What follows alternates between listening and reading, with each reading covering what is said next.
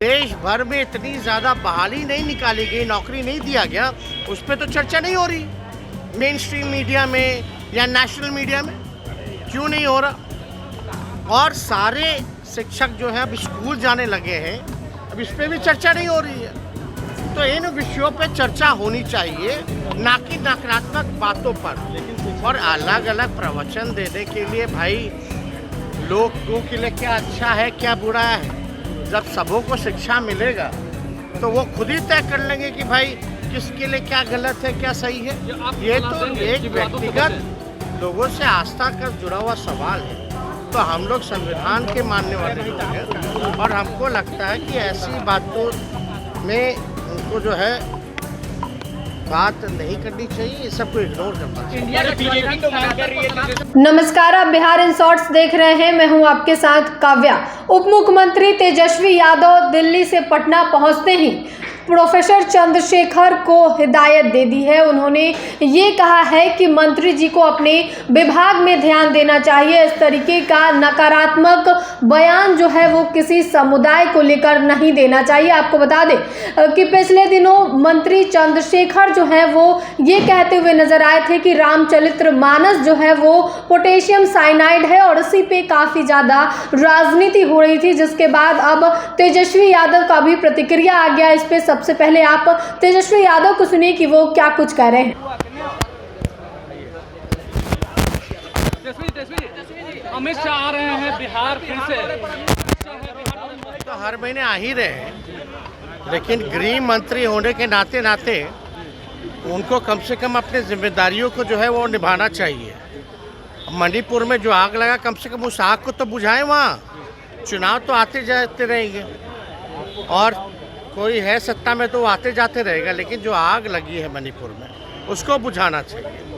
और बिहार भी आ रहे हैं तो अपने पार्टी के लिए आ रहे हैं, बिहार को देने के लिए क्या आ रहे हैं?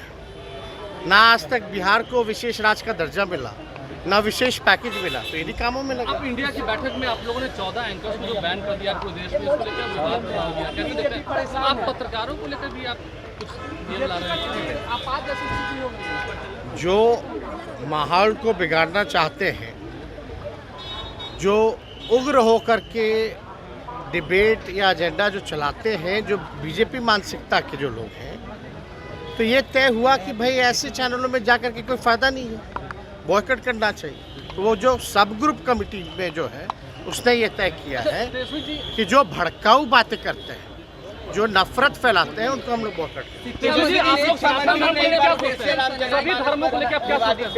एक बात समझना चाहिए,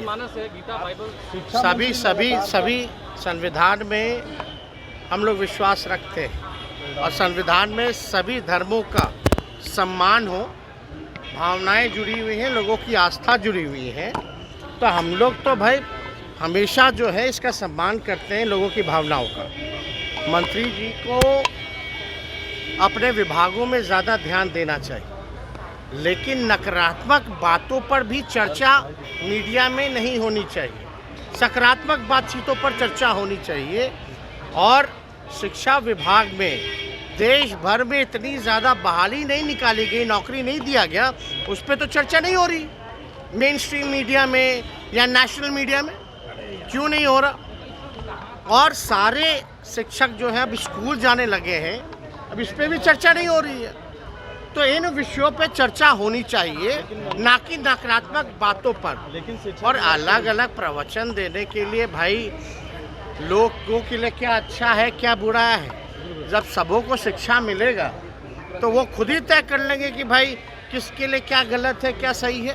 ये तो एक व्यक्तिगत लोगों से आस्था का जुड़ा हुआ सवाल है। तो हम लोग संविधान के मानने वाले लोग हैं और हमको लगता है कि ऐसी बातों में उनको जो है बात नहीं करनी चाहिए, सबको इग्नोर करना चाहिए। इंडिया की बीजेपी तो मना कर रही है।